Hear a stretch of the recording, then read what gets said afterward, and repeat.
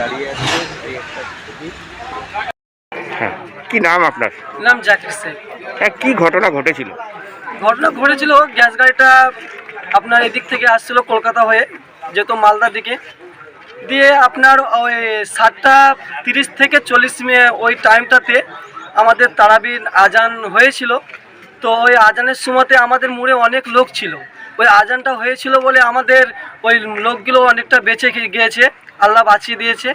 তো সেই দুর্ঘটনা থেকে এখনও পর্যন্ত আমাদের সারা রাত আমাদের প্রশাসন আমাদের সাথে এসে আমাদেরকে সতর্ক করে আমাদের বাড়ির এবং আমাদের গ্রামের মেয়ে ছেলে যতটাই আমাদের কাছে ছিল ওনাদেরকে সবকে কোনো গ্রাম পাঠিয়ে দেওয়া হয়েছিল। আমাদের প্রশাসন এসে আমাদেরকে বলেছিল এবং আমাদের সারা রাত বিজলি বন্ধ করা হয়েছে এবং আমাদের কোনো আগুন জ্বালানোর মানাই করেছে। তারপরে আমরা খুব অসুবিধাতে আমরা রাত বাস করেছি, কিন্তু আমাদের প্রশাসন এবং আমাদের সাথেই ছিল। তো আমরা এই গ্যাস লিক হওয়ার পরে 3:35 ঠিক হয়েছিল। ওই লোক এসেছিলো, এসে এখনও পর্যন্ত গাড়িটা তোলানোর ব্যবস্থা হচ্ছে না। কিন্তু আমাদের গ্রাম এখনও পাশে 2-3টে গ্রাম আছে, ওই গ্রাম এখনও পর্যন্ত মানে মর্মর অবস্থা হয়ে আছে। মানে ছোট বাচ্চা থেকে শুরু করে সব কিছু আমরা কেউ মাঠেও বাস করেছে। হ্যাঁ, 1-2 কিলোমিটার গিয়েও মাঠেও বাস করেছে সারা।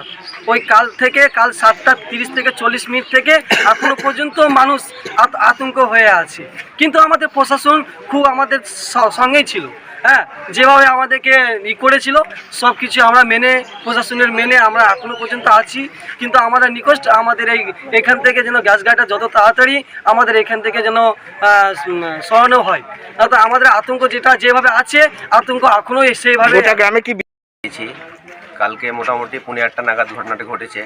এখন পর্যন্ত গাড়িটা উঠছে না, প্লাস আপনার লিক হয়েছিল। হ্যাঁ, লিক আপনার 3:30টায় রেস্কিউ টিম এসেছিল, তারা অবশ্য লিকটা বন্ধ করেছে, কিন্তু গাড়িটা এখনও উঠছে না। পুরো রাস্তা জাম হয়ে আছে, গাড়ি চলাচল করছে না। আমাদের গ্রাম পুরো আতঙ্কিত হয়ে আছে।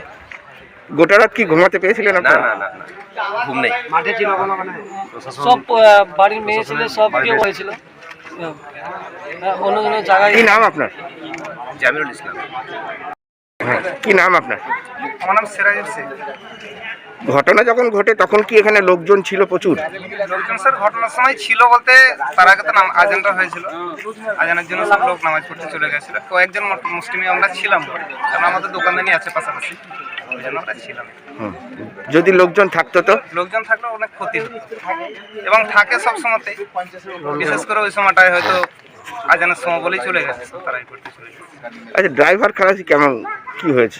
ড্রাইভার খালাসি স্যার নিজেই বেরিয়েছে, হয়তো কেউ কাছাকাছি আমরা যেতে পারিনি, একটু দূর থেকে আমরা দেখেছি, কিন্তু নিজে বেরোনোর পরে আমাদের পাশের গ্রামের একটা ছেলে আমাদের কাছে ছিল, সে আবার হাত ধরে টেনে নিয়ে আসছে, সুস্থ অবস্থায় বেরিয়ে এসছে। মোটামুটি কটা নাগাদ দেখে হয়েছে?